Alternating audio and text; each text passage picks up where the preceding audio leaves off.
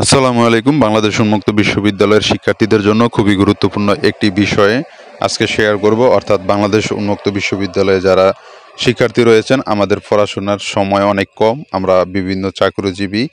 তো এই জন্য বাংলাদেশ উন্মুক্ত বিশ্ববিদ্যালয়ের শিক্ষার্থীদের কথা চিন্তা করেই আজকের এই ভিডিওটি, অর্থাৎ একটি স্টোরি শিখে আপনি যে কোনো স্টোরি অ্যান্সার করতে পারবেন পরীক্ষায় খুব সহজেই। এবং যাদের পড়াশোনা করার পর্যাপ্ত সময় রয়েছে এবং ভালো স্টুডেন্ট, তারা আপনারা স্টোরি পড়তে পারেন। আর যাদের সময় কম, যারা সহজেই যে কোনো স্টোরি অ্যান্সার করতে চান, তাদের জন্যই আজকের এই ভিডিও।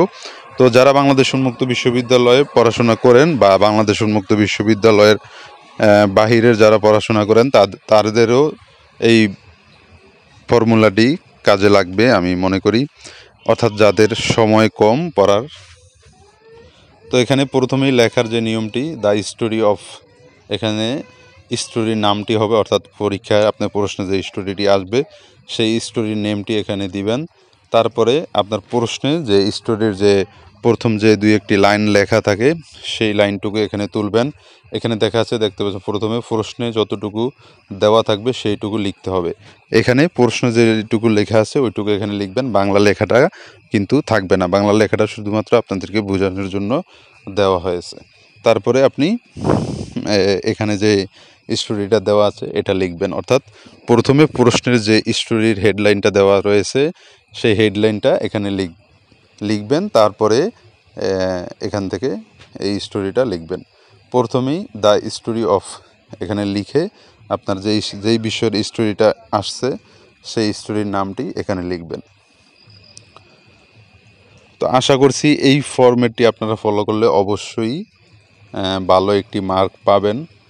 এটি শুধুমাত্র বাংলাদেশ উন্মুক্ত বিশ্ববিদ্যালয়ের শিক্ষার্থীরাই যে ফলো করবেন তা না, এটি সকল শিক্ষার্থীদেরাই এটি ফলো করতে পারবেন। অর্থাৎ যাদের সময় কম এবং যাদের মুখস্থ করতে সমস্যা, তো অনেকগুলো স্টোরি মুখস্থ করা আসলে একটি সমস্যা, তো তাদের জন্যই এই ফর্মুলাটি, অর্থাৎ একটি স্টোরি আপনি যে কোনো স্টোরি আসলে অ্যান্সার করতে পারবেন। তারপরে এখানে দেখতে পাচ্ছেন স্টোরি নেম, এখানে স্টোরির নামটি লিখবেন। তারপরে এখানে দেখতে পাচ্ছেন হি শি, এখানে যদি কোনো ছেলের বিষয়ে স্টোরিটি থাকে তাহলে হি দিবেন, আর যদি কোনো মেয়ের বিষয়ে হয় তাহলে শি দিবেন। তারপরে এখানে দেখতে পাচ্ছেন হিরো হিরোইন, এটা তো আপনারা বুঝতেইছেন, যদি ছেলের বিষয় হয় তাহলে হিরো, আর মেয়েদের নামের যদি হয় তাহলে হিরোইন দিবেন। তারপরে এখানে পারলে এখানে কয়েকটা বাক্য লিখে দাও, মাঝখানে এখানে আপনি যদি পারেন স্টোরির বিষয় নিয়ে তাহলে দুই একটা লাইন এখানে লিখবেন, না পারলে নাই। এখানে বাংলা লেখাটা কিন্তু আপনি কোনো রকমই লিখবেন না, এটি আপনাদেরকে বোঝানোর জন্য দেওয়া হয়েছে। তো এই ছিল মোটামুটি আপনাদেরকে স্টোরির ফরম্যাটটি। আশা করছি এই ফরম্যাটটি ফলো করলে আপনারা অবশ্যই ভালো একটি মার্ক পাবেন।